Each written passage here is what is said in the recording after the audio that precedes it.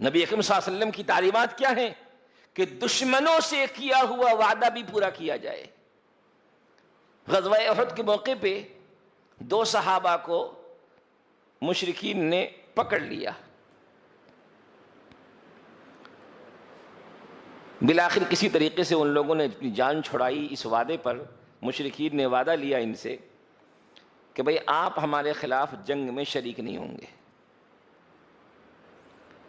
جان چھوٹ گئی۔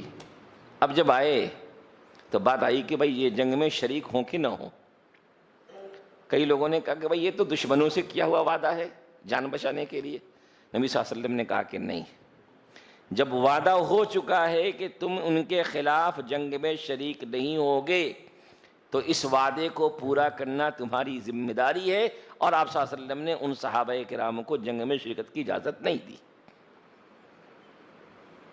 یہ ہے زبان کی اہمیت۔ آج بانڈ پیپر پہ لکھنے کے بعد بھی ہم اس کو غلط کر دیتے ہیں۔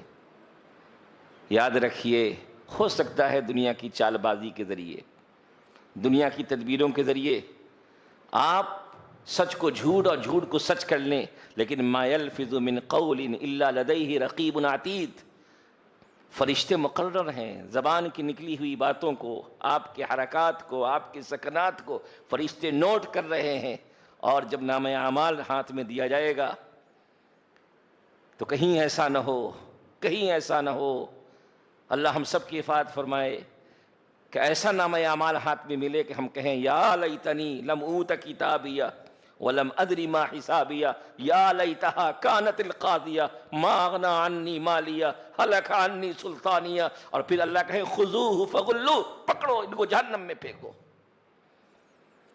ہماری زبان مسلمان ہونی چاہیے، ہمارا کردار مسلمان ہونا چاہیے۔